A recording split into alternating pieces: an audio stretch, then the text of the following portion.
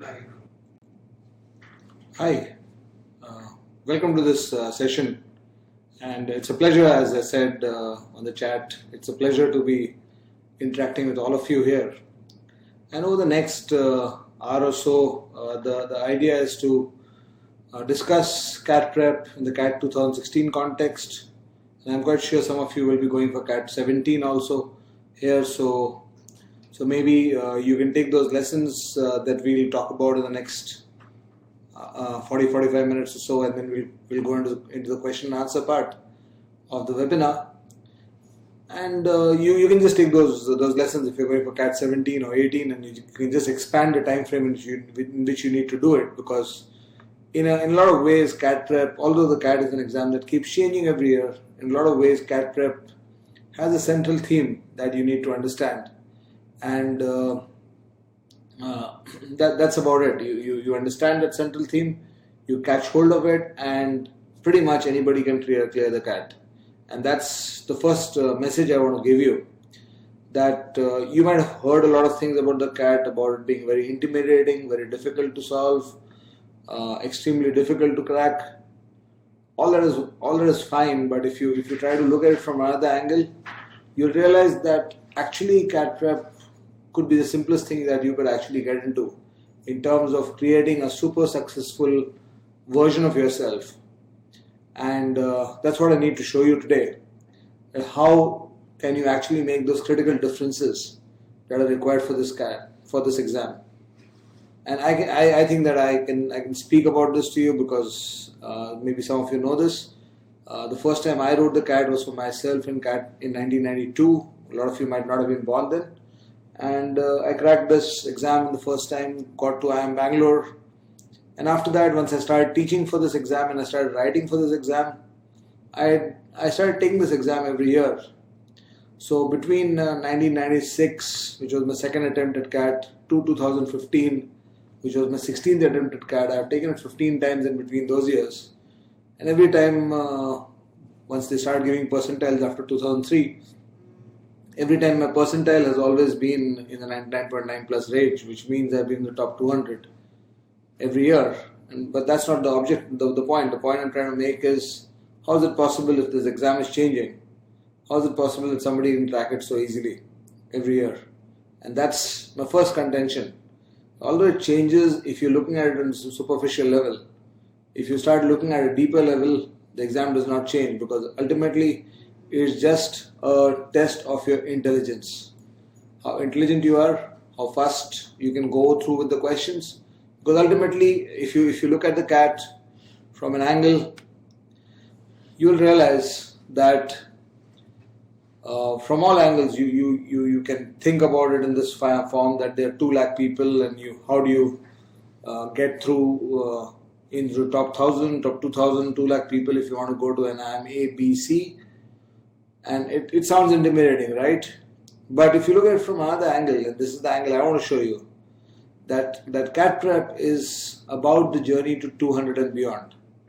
Now, what do I mean by 200 and beyond? We all know about the current pattern of the CAT. The current pattern of the CAT is a 300 300 marks paper. And in 300 marks, you have quantitative aptitude, 3 hours paper, quantitative aptitude, which is 34 questions in 1 hour, data interpretation and logical reasoning. This is the current pattern as per 2015. Data interpretation, 32 questions in 1 hour, verbal ability, 34 questions in an hour, and every question counts for 3 marks for each question, which means that you are talking about approximately 100 marks in each of these sections. To be precise, it's 102 and 96. But if we, for simplicity's sake, if we take around 100 marks in every section, then there are 2 parts. There are two angles to it, as I said. One is the intimidation, that you look at it from the angle that it's a very tough exam and very difficult to crack against the best brains of your generation. Or the other way you can look at it is the journey to 200 and beyond. Now, what do I mean by 200 and beyond here? What is the meaning of 200? So as I said, out of 300 mark exam, if you can score 200 plus, the competition does not matter. It's irrelevant. It's as simple as that. Every year for the last 8 to 10 years, ever since you had, whatever the number of marks the question is, every year since it became a 300 mark question, paper, 200 has been a 99.7, 99.8 percentile. Which means if you score 200, you're in the top 200 of the country, the top 400 of the country. In a 2 lakh people market or in a 2 lakh people competition, when you get a 97.8 percentile, it means you are approximately in the top 400. If you score a 99.7, you're in the top 600 people. A 99 percentile obviously means a top 2000 rank. And if you can score 200, and the structure is such that 210 will give you a 99.8, 99.85 maybe. A 220 will make you cross to 99.9. You reach the 240s, you are at high 99.9s, which means you are literally in the top 10, top 20, top 50 of the country. And around a 250 gives you a 100 percentile. So if you can manage that, the competition does not matter. Because the competition will do what it is supposed to do, and you have to do what you are supposed to do. It's as simple as that. So, and obviously the scoring logic inside the exam will be quite simple. It's about, with every question that you pick up, getting those 3 marks from the question.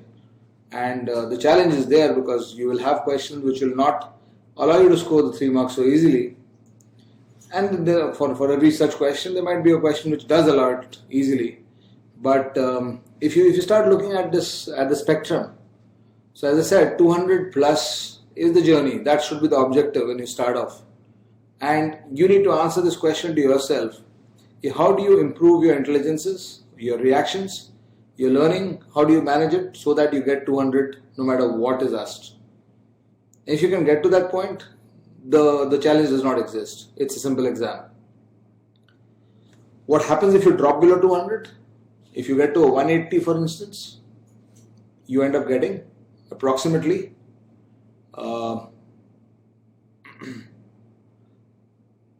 99 percentile. A 150 will give you a 95 percentile. A 120 will end up giving you a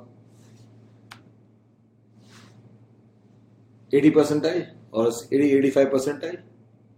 And you go beyond that, below that, your percentiles drops pretty quickly. So 100 will end up getting you a 70, 65, 70 percentile or so on. So the journey is quite clear. The journey is quite clear that if you are looking at this exam, you have a very simple structure. 200 plus, you are getting a 99.8. 180, you are at 99. At a score of 180, you are at 99 percentile. At a score of 150, as I said, you will be approximately at 95 percentile. At a score of 120, you would be at a 80 percentile. Which means that rank-wise, you are around 40,000 rank if you are at 120, and you are at around 10,000 rank if you are scoring 150, and you are at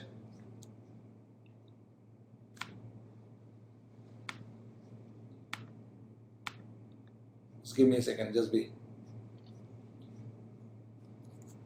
back here. So what I was trying to show you was if you are at 120, you are at 40,000 rank. 150 will give you 10,000 rank. 180 will give you a 2,000 rank. And a 200 plus score-wise will give you approximately a top 400 rank or a top 500 rank. So the whole journey is how do you, what is the journey between these in terms of the development of your scores. How many questions do you need to solve for each of these numbers? So somebody who solves, let's say, around 45 questions with 10% errors would land up in the top 40,000 rank. Whereas, if the errors are consistent at 45%, to get a 150 you need approximately 55 to 60 attempts with a 10% error rate. And a 180 would need approximately maybe around 65 to 68 attempts. And a 200 plus will need approximately around 75 attempts. Right? And of course, when I take the exam, I solve around 85-90. But if you notice one thing in this whole spectrum, you'll realize that it's just a matter of 10 attempts. So if I call that somebody is scoring 80 and somebody is scoring 95, from 80 to 95 is a quantum shift in terms of the scores, in terms of the kind of college you're going to. It's about 10 attempts more. That's it. It's not about going from 0 to 55. The journey is only on those 10 extra questions. And similarly, if you're talking about 95 to 99, which is again another quantum shift in terms of the scores that people are reaching, the kind of colleges you're going to, 99 plus, you're getting to the IIMs. It's just a matter of around 10 more questions. It is not about solving 65 questions from zero.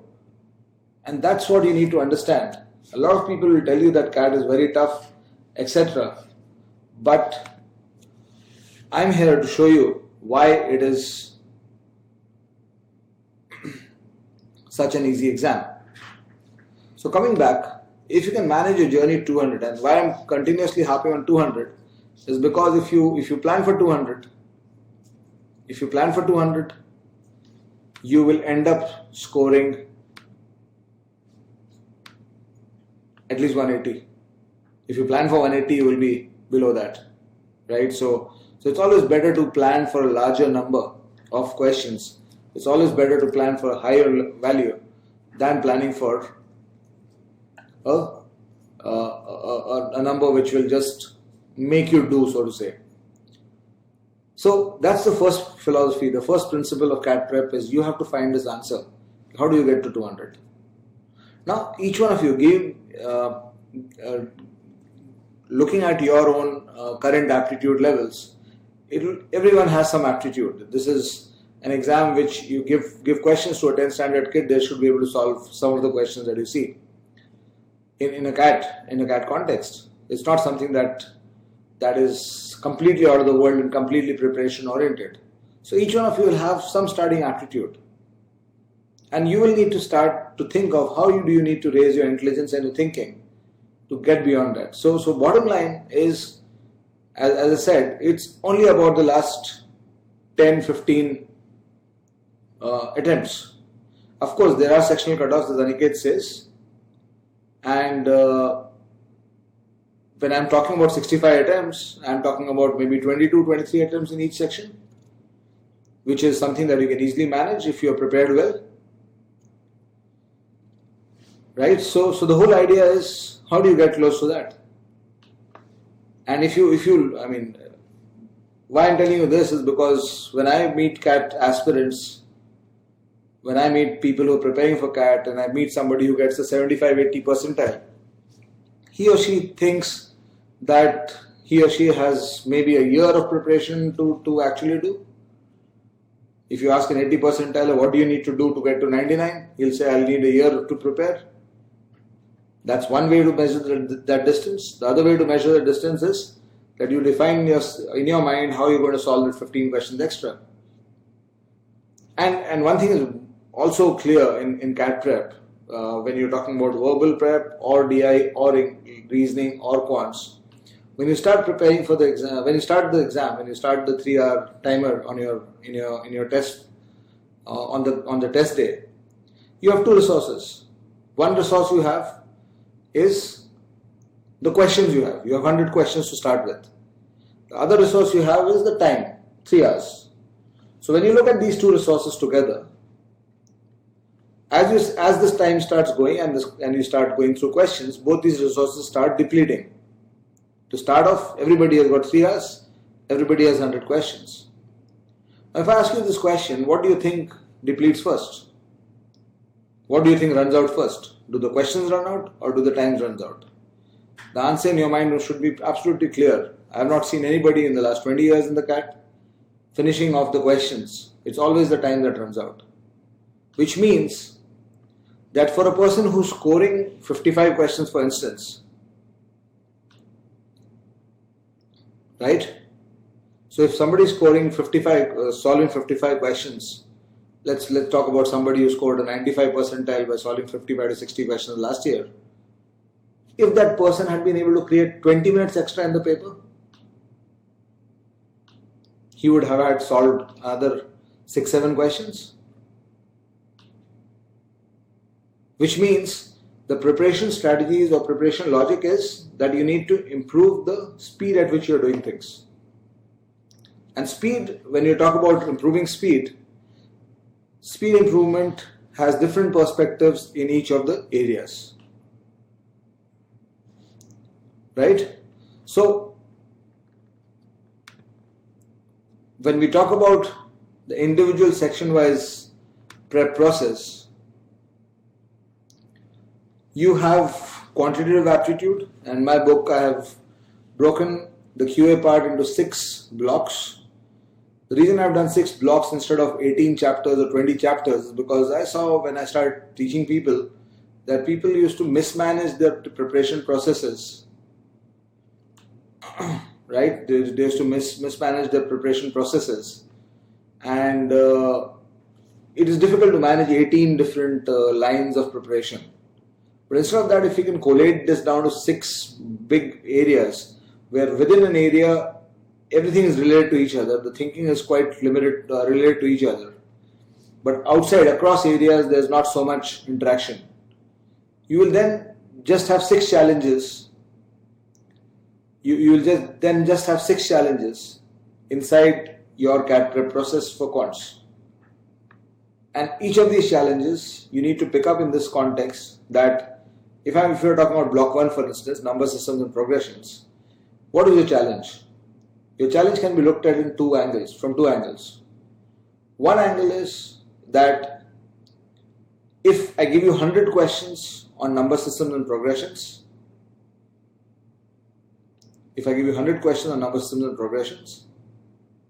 how many do you think you can solve without looking at the questions? What is your number? So if you're starting off preparation and I'm talking about CAT type of questions, so you will realize that how confident you are in that area, right? So right now I'm just sharing I'm not sharing any screens right now. I'm just on this PPT PowerPoint presentation. So please, we'll be taking questions at the end. So please, would request you to hold on to your questions for the end of the session, so that I can focus on what I need to do and the messages I want to give you. Right? So coming back. So as I said, if you're talking about number systems and progressions, for instance, one way to look at your preparation is, if somebody asks you, okay, I'm giving you 100 questions of the CAT standard in this, how many do you think you can solve? If your answer is 40, 50, 70, that means you're underprepared for that section. So you need to then only do 2 things. One is increase the number of questions you've solved. Because unlike most of your preparation for your university exams, for your school exams, your college exams, where the preparation was more theory oriented, in CAT it's very practical oriented. And it's also a lot quite practice oriented. So if you're not seen situations inside a question, you will never be able to think about that situation out of the blue inside the exam. So the learning that you derive out of questions, so it's the preparation process is quite simple. You first go through the theory. When you go through the theory, you're doing 3 things with the theory. The first objective of the theory is concept repair. That means there's some concepts that you knew broadly in your school, but they have got broken down now. So you're repairing that concept. The second thing you're doing with the theory is concept installation. You've forgotten something, you did not know something, so you're installing that thing in your mind. And the third one is concept review. That means you knew something, you still know it, and you're reviewing it. So when you do that part of your preparation on any chapter or any block, it kind of gives you the basics get set. And along with that, along with the theory, the first 50 to 100 questions that you solve should become your, so to say, what can be described as your initial problem solving. So that gives you the coordinates of the chapter. What is this chapter all about? What kind of questions come? But the real learning starts after finishing that. Once you do your initial problem solving, which tells you, okay, now I know these 100 questions. The next 200, 300, 500 questions that you do on each block is where the learning comes. So you need to remember this, that question-based learning is the most important aspect of CAT prep. And deriving the learning out of the questions is your most important challenge. Right? And when you're talking about deriving learning, there are two aspects to it. So there is, for each of these 6 blocks that you see on your screen, on the slide, there's a certain number of questions that you should have gone through minimum. So there's a quantity to it. So for example, if somebody asks me, block 1, number systems progressions, how many should I go through? How many questions should I do? So that I get to a point where the number that you're saying. So as I said, 100 questions I give you on that block, how many can you solve? The confidence has to be that you should be able to say 90 plus. Without looking at the questions, you should be able to say I'll be able to do 90 plus. If you get to that point in each of the blocks, then the CAT will not pose a challenge for you. The other way to look at preparation, are you prepared on a block, is to say that, okay, give me the next 3 questions on this chapter, I'll solve it. Because I expect to solve a question on this chapter. So these 2 things are ways in which you can actually test whether you're ready or not. Until the point where you cannot say any of these 2 answers, I'll solve 90 out of 100 questions you give me on this chapter. Statement A. And statement B, give me 3 questions on this chapter, I'll solve them. Whatever questions you choose. When these 2 statements are not happening, that means your learning is not complete on the topic. So what are the numbers? What is the quantity? Block 1, I'm just speaking from the top of my head. Maybe you can take up a little bit, maybe do the notes there with yourself. Right? And of course, the video will be available of this webinar, so you can watch it later. So block 1, the numbers that come to mind is maybe 700 to 800. So that includes my LOD 1, LOD 2 of my book. I'll talk about LOD 3 a little bit later, how to use them. So 800 questions, 700 to 800 questions in block 1, if you do, you should be able to reach both those points. Of course, it's not only about quantity, it's also about quality of extraction of learning, which I'm going to talk about. Block 2, average allegations. Average allegations, that's misspelled, it should be ALLIGATIN. Average allegation should be around maybe 100, 150, 200 questions. That's more than sufficient. Block 3, from percentage to TSD, will be around 500-600 questions. And the main number of questions there come in time, speed, distance, which should be around 300 to 400. The other questions, chapters, percentage, ratio, proportion, time and work, even if you do 50 to 75 each, 100 questions each maybe. In percentage and ratio proportion, 50 to 75 questions in time and work should suffice. There are a couple of more chapters in block 3 which are which are profit and loss and interest, which even if you do 50-75 questions, you will broadly have seen most kinds of situations that are there in that. Geometry mensuration is another 500-600 question block. And block 5, the functions to quadratic equations area, that will be approximately around 800 questions again. The number of questions and logs need to be not more than 50. Inequalities, maybe 100 questions enough, but functions and equations, not just quadratic equations. So if you look at the book now, it has equations as a chapter which includes quadratic equations. So that will be around 800 questions there to have a decent quantity of question-based learning extraction. And the last one, permutation, combination, probability and set theory. In this area, around 300 to 350 questions, out of which 150 to 200 will come in permutation combination, around 80 to 100 questions in probability, and around 50-75 questions in set theory. That should set you right.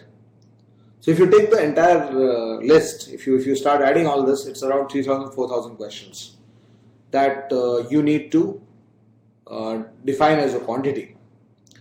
Now, of course, there's a quality aspect also involved here, and that's something that I need to discuss with you here, because what is important is not just solving these questions. It's important to extract learning out of the questions, and unless you do that, that's this thing. So even if you compromise a little bit on these numbers, but if the quality of learning is good, then your solving or your attempt at CAT becomes easier. So let me show you a small example of what I mean by quality of learning. And I'm taking a very simple question, or maybe I'll take a slightly more tougher question. This is a CAT question. I've done it.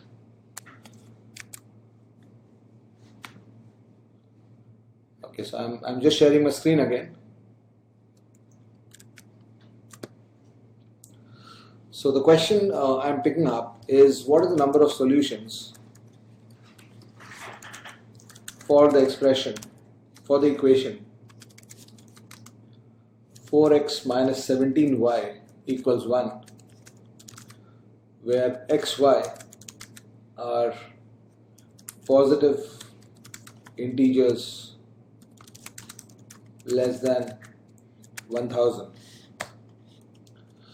So this was a question that appeared in one of these CATs, and these kind of questions are very, very regular inside the CAT. So I talk about something in all my sessions, and I tell my readers also this, and this is something that I want to talk to you about. That when you look at a question, what is the differentiator between you being able to solve it versus not being able to solve it? Or let's say if there's a student X and a student Y, where X can solve the question and Y is not able to solve the question. So what's the differential between the two? If you understand the differential, you then can actually, if you belong to the Y category, you can then look at bridging that gap. So the critical difference is not about how many questions, etc., somebody has solved or not. The critical difference is when a question in maths, and this is true for maths, DI as well as reasoning, which are the three solving areas of your exam. So when you're talking about maths, DI or reasoning, the solving areas, every question will tell you what to do. What you have to do will be inside the question. It will not be outside. Nothing outside will tell you. And the difference between X and Y is that X knows how to listen to it and how to react to it, and Y does not know how to listen to it and how to react to it. So let me show you what I mean by that. And since maybe we don't have time to show too many questions, I just want to illustrate the process properly for a question like this. So what is this question telling me or talking to me when I look at this situation? The equation 4x minus 17y equals 1 is telling me, when I read it, that a multiple of 4 minus a multiple of 17 has a difference of 1. This is the first reaction. I am not reading it as 4x minus 17 in my mind. I am reading a multiple of 4 because if x and y are positive integers, that means 4x will be a multiple of 4. 17y is a multiple of 17. And with that logic, when I start looking at, that means my mind converts this. I need a multiple of 4 to be 1 greater than a multiple of 17. This is the next reaction. And once I get this reaction and I start scanning my multiples of 17, 17 plus 1 gives me 18, which is not a multiple of 4.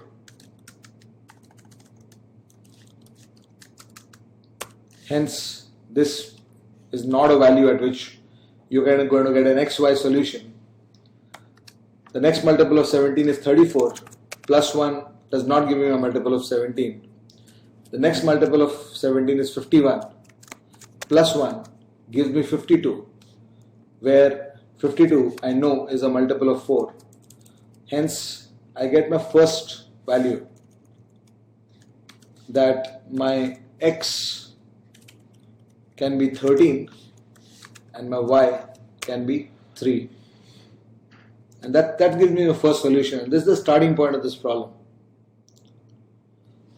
The next thing that you start realizing is that as you increment the value of X, you will simultaneously start needing to increment the value of Y, because it's like two values which are just moving together up. You increase 4X, you'll have to increase 17Y also, to an extent where the difference remains plus 1. And when you start doing that, you suddenly start realizing that if you increment X by 17 and you increment Y by 4, that means if you take X as 30 and you take Y as 7, you will get your next solution, because if you increment X by plus 17, 4X will go up by 68. And increment Y by 4, 17Y will go up by 68. And since at 13 and 3 the two values are 1 apart from each other, at 30 and 7 they should also be 1 apart from each other. And you can experimentally verify it, that at X equals 30 and Y equals 7, you would get 120 minus 119. And of course, if you did not see that in the problem, you also had the alternate way, that if you try to look for next multiples of 17, you'll realize that 119 plus 1 gives you a multiple of 4.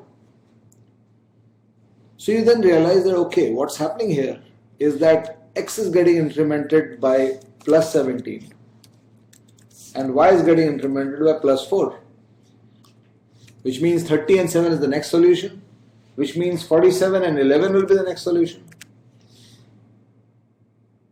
And since the question is talking about what is the number of solutions, and the upper limit is given as xy both less than 1000, you realize that the series 13, 30, 47, 64, this series will have to be pulled all the way to 1000. How do you do that? You add any multiple of 17.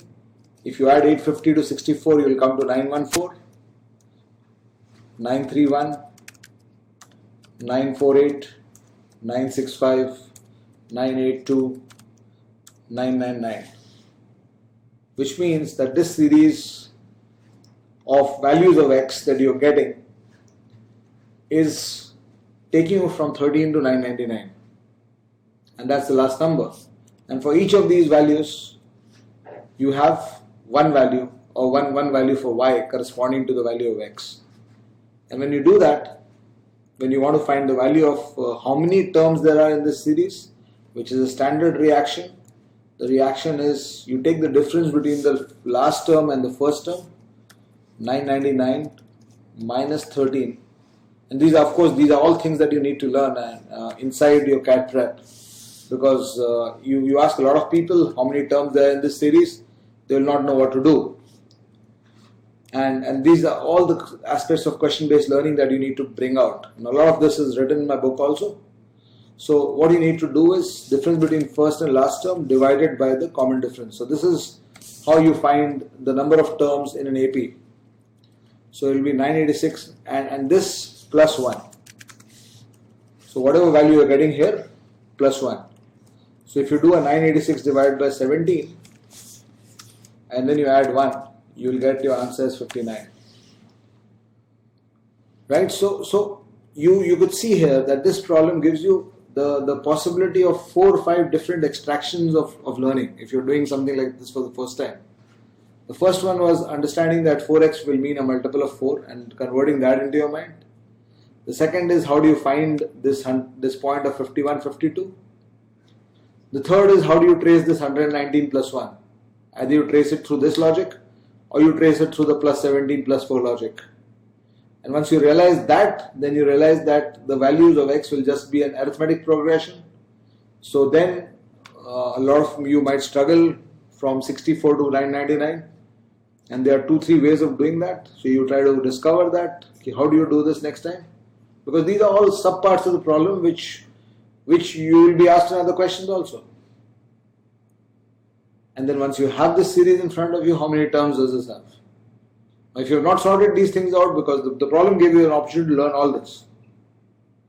And if you have not sorted all this during a prep process, then automatically what has happened is you have lost, although you have done the problem, right? Although you have done the problem, you have lost the learning opportunity. So the plus 1 is a standard approach. So if you want to see the number of terms in a series like 3, 7, 11, so you take the difference between 11 and 3, 8 divided by 4, that's 2, plus 1. Plus 1 is the standard approach. I call it d by d plus 1. The difference between the first and last term divided by the common difference plus 1. That will always give you the number of terms in an AP. Unfortunately, a lot of people are confused about how to find number of terms in AP given the starting and the ending points of a term. So this is the extraction of what you need to do. And similar extractions you'll need when you're talking about your preparation for DI as well as reasoning. Data interpretation and reasoning is also completely about triggers inside the problem. Every problem tells you what to do. You have to learn how to listen to it. And as I said, 3,000, 4,000 questions is the quantity. But even if you don't do 4,000 questions, you do just 2,000, but you are able to extract the quality of learning from it, your problem solving skills will keep going up. So just trigger-based approach. I can just show you 1 or 2 questions here because we don't have the time. But what's more important is learn how to learn. And that's critical for you. So these are the 3 solving areas that I say. And each of the 3 solving areas, quants, DI and reasoning, it's about improving how you react to situations.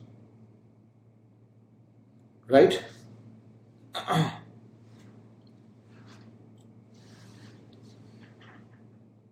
So as you start moving into your problem solving, just make sure that you're not just finishing problems. And I see a lot of people solving my books, just finishing problems for the sake of finishing and not extracting the learning out of this.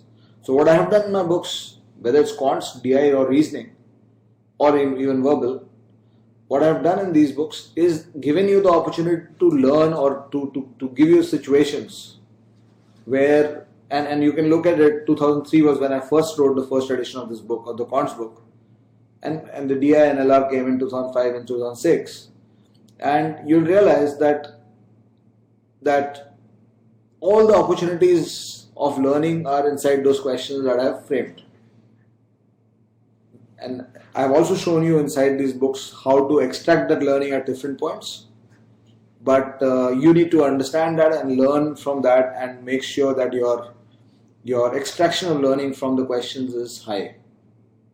And not just solve the question for the sake of tick marking, yeah, finish this off. So that's critical. Right? So what is the process for learning in verbal? So the first and foremost that everybody will tell you, I don't know whatever advice you're taking, the first and foremost, verbal cannot be solved without improving your reading skills. Unless you've got strong reading skills, you cannot do good at verbal. I'll give you my own example. When I was preparing for CAT for the first time in 1992, my reading comprehension scores were quite low. I was scoring very high in the other areas and I was clearing on the basis of the other areas.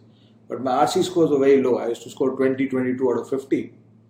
And I tried to do everything to improve my reading comprehension. And it did not improve in 3 months time.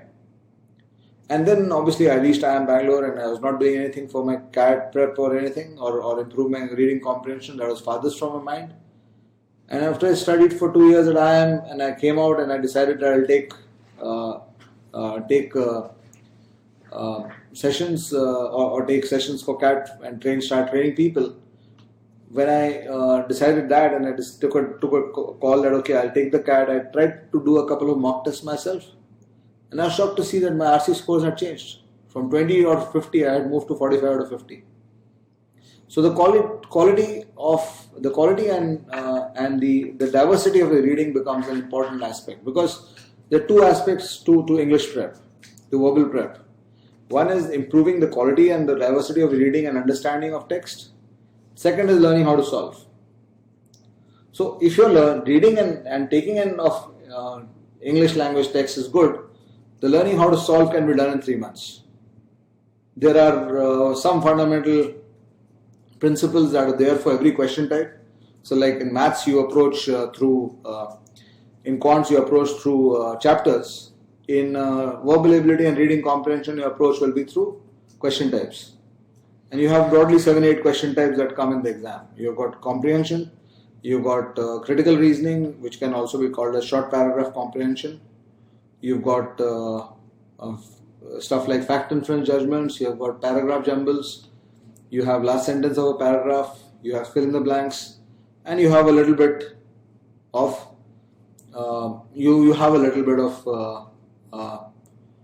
grammar, maybe 1 or 2 questions. But most of the verbal is driven by reading. So once you learn how to take in information, how to read, the solving is just 2 months work. Unfortunately, what I see a lot of people doing is in verbal and comprehension, it's not about solving 2,000 questions. You want to get your, for example, suppose parajumbles. If your parajumbles are not working fine, solving 500 questions is not going to help you. What will help you is by going back one step, taking a step behind in terms of solving, and then focusing a little bit more on taking in text. Right? So that's the critical aspect of your verbal prep. So what you need to understand, and of course there are two aspects to solving a question correctly. If you're solving something wrongly in verbal, it could mean that you've not read the question enough or well enough, you misinterpreted and hence you're getting it wrong. So if you read properly with your current skill level, those kind of problems will get over. But what if you're not understanding at all? Then solving more questions is not going to help you. Right? So that's something that you need to understand. So in your verbal prep, what you need to do is just focus on maybe for any chapter you do 30-40 questions.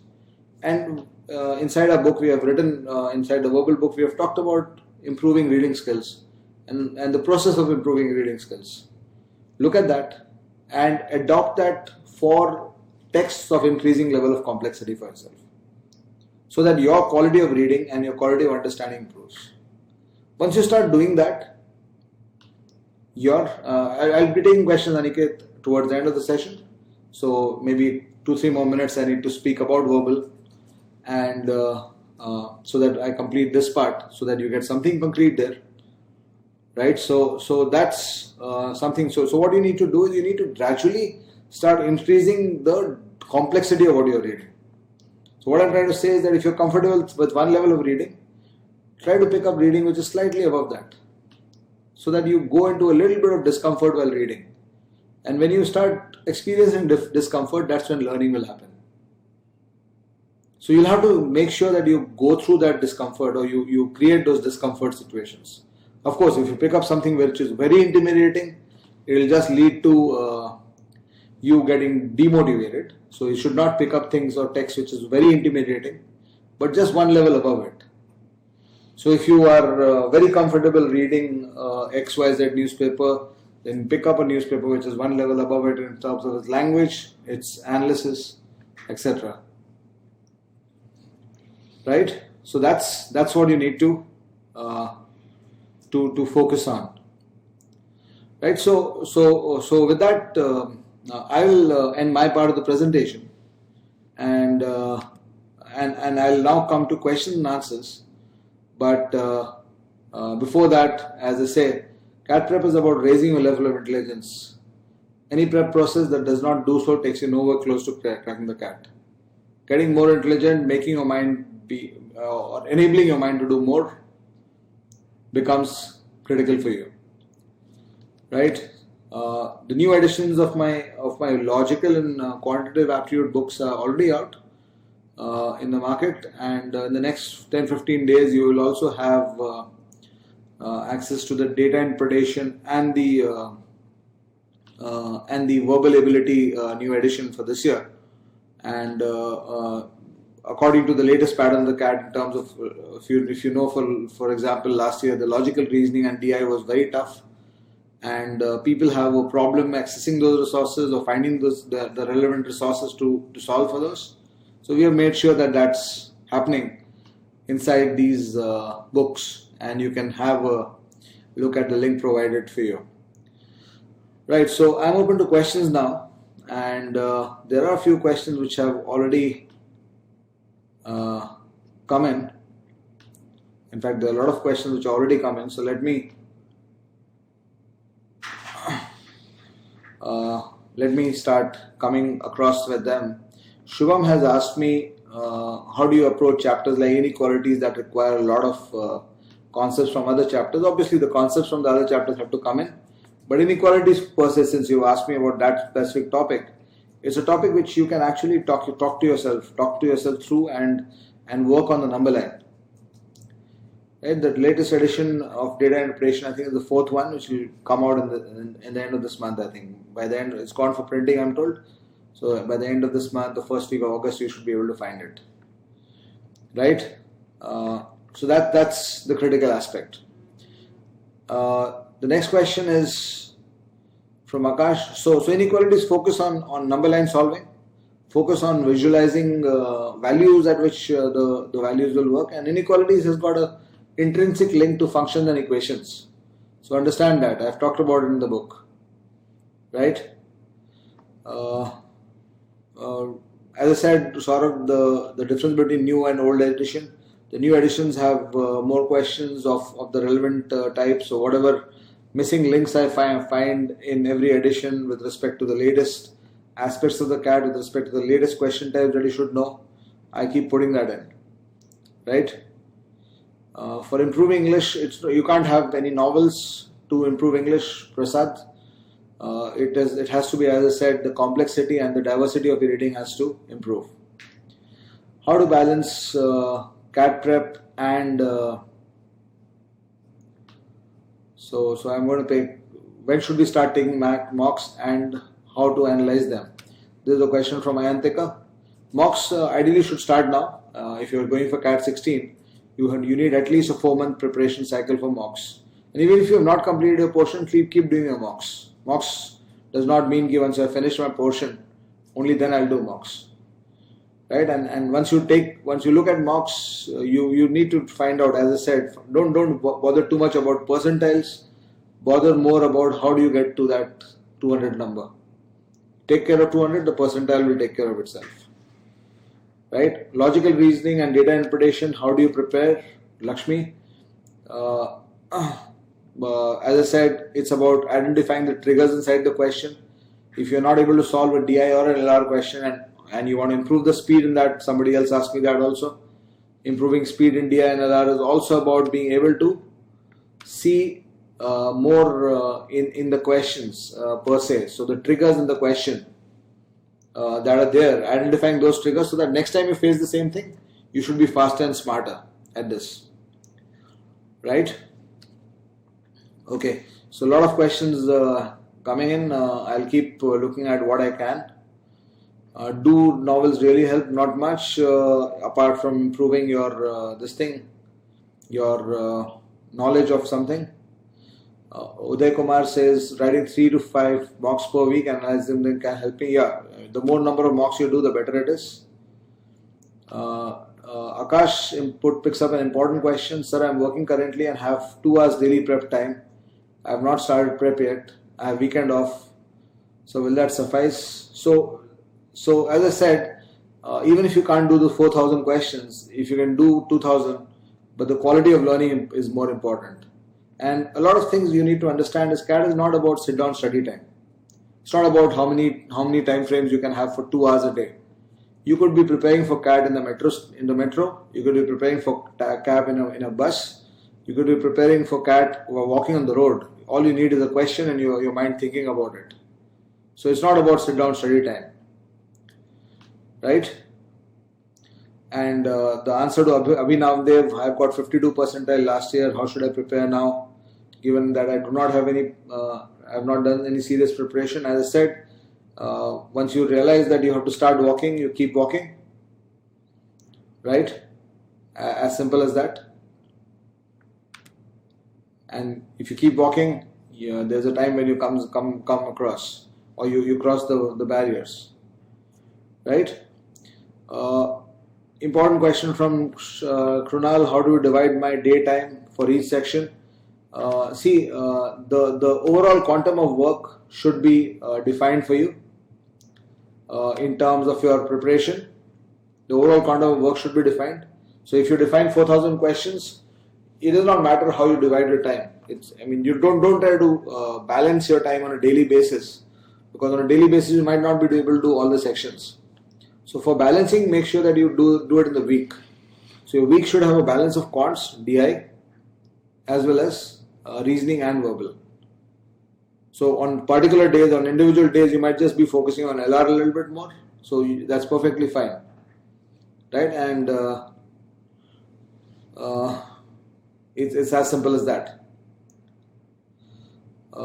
Important question from Anikya: while preparing DI,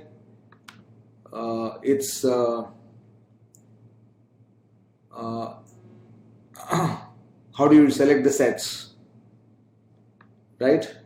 So selecting sets depends on your ability to read properly. And as I said, when you read a set, you should be able to identify the triggers within the set. So every DI question, every LR question will have triggers which will tell you what to do and how complex the set is going to be. So given the fact that if you're not good at DI, you might want to solve maybe 2 or 3 sets in the 30 minutes that you have, right? So looking at that from that angle, in 30 minutes time frame, if you're going to solve only 3, it becomes important to select which one to do and which one not to do. So you need to develop an advanced warning system both in DI and LR, that if I'm picking up a set, when you're reading it for the first time, you should be able to identify that is this tough or easy. So you need to develop that during your practice, right? Uday says, I've bought all your books, but the time is now limited to read each and everything from introduction and all. Shall I directly jump into problem solving? Says, yes, you can do that, and maybe do the theory in chapters in which you are not so good. Saurav says, I've started mocks. My score is low, approx 90 to 100. As I said, this question is coming from a lot of you. How to increase scores? So as I said, time is always there inside the exam. Trigonometry is not a part so much of quants. It does come maybe 1 or 2 questions sometimes. So how to increase speed in verbal section? All this has a central theme. How do you improve your scores in the context of the mock tests, which is a big question, right? And the answer to that is basically the fact that when you talk about any question type or any chapter in the solving areas, the logic is quite simple. Either you have not done enough number of questions on that topic, or if you have done enough number of questions, then it's about the fact that you have not extracted the learning from them. So make sure that you do the right set of questions. So for example, in my books, we make sure that there are almost no irrelevant questions. LOD 3, the relevance of LOD 3. I know for a fact that a lot of people criticize my books for the LOD 3, especially people who compete with us. on a business logic, they do criticize the LOD3 that it's too tough, etc. But from my perspective, I have, and this is an answer I gave on Quora also some time back, that the LOD3 in my books is just to show you where the chapter can go. And even if you just read the LOD3 and understand the situations that are created for you, without even solving the questions, the LOD3 is not meant so that like an LOD1 where you will want to go to the answer and get to the answer and get to the correct answer in every question. The LOD3 is not meant to be used that way. It's meant to show yourself or to take your mind into the level of complexities that the chapter can throw at you. And since quants and DI are interrelated in a lot of ways, when you do an LOD3 of averages, it also prepares you for the complexities that can happen in a DI set. So don't do an LOD3 for the typical way that are you getting to an answer. Even if you just read it as a novel and think about the situations and the scenarios that I've created there, that will help you, right? Piyush says we need to prepare how to prepare for ZAD by me. There is a book by me which is coming out, which is more on the CAT papers, the past year CAT papers. This should be available in August. They have given solutions and learning aspects on each of the chapters or each of the top questions. So that contains around 15-20 years of CAT papers, and it also contains the last 3-4 years of ZAD papers. So they'll help you maybe. And also in my reasoning book, if you look at my reasoning book, the decision making section of the ZAD is covered very, very extensively in the LR for CAT. Right? Quant LR, DI, LR and DI, you should be solving maybe around 300 to 400 sets of questions. Quants I already told you. Right? Sectional cutoffs, if you do around 20 to 23 questions overall, that should take care of your sectional cutoff in both.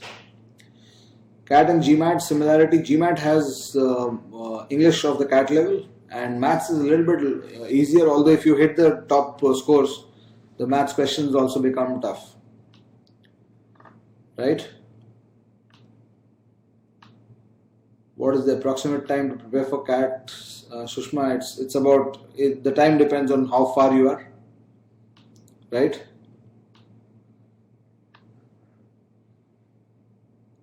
The recorded videos will be available. You'll get a mail about this. Saurav?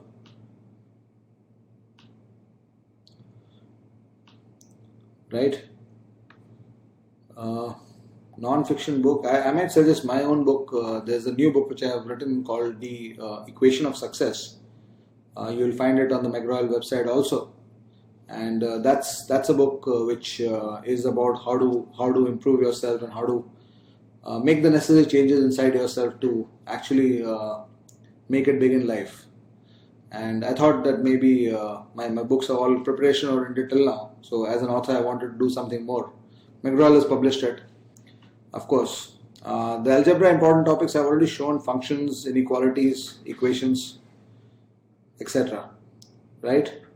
So one closing comment. I think vocab tips. Try to make sure that your vocab is try to relate.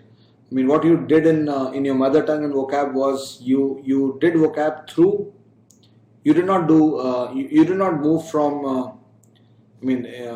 Word to meaning. In English, when you try to improve your vocabulary, you're going from word to meaning. In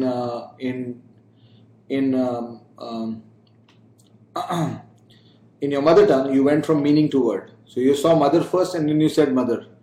It was not the other way around. So in English, when you try to memorize vocabulary, you are doing it the unnatural way. And going against nature is always difficult. So what you should try to do is instead of doing word to meaning, do meaning to word. That means, suppose you watch a movie in which somebody was very angry. You remember the anger scene. You just try to associate 15 words related to anger with that. So at one shot, 15 words with their meanings will come to you automatically.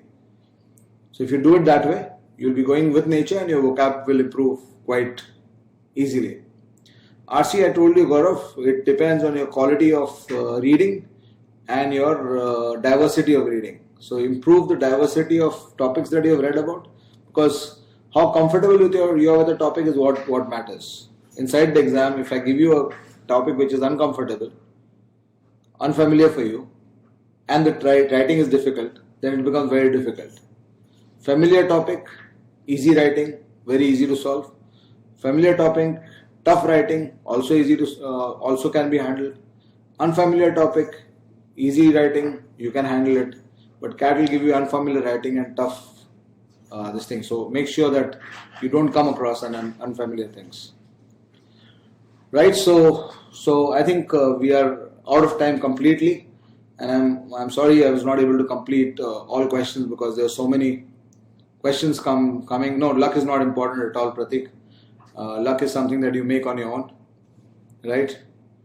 And don't worry too much about completing everything. Make sure that you learn. The quality of learning is more important. As I gave you a big hint, even if you don't do 4,000 questions, do 2,000 but learn from them. The CAT will become a cakewalk. I hope you enjoyed the session. Thanks a lot. It was a pleasure, and we're going to have more sessions like this very soon. I would like to thank everybody at McGraw-Hill, and thank you so much. And all the best, and make sure that you give it your best. There's a flat you and there's an inspired you. So make sure that when you're going for the CAT, bring out the A game, bring out your inspired version, and you will see a big difference to who you are and what you can be.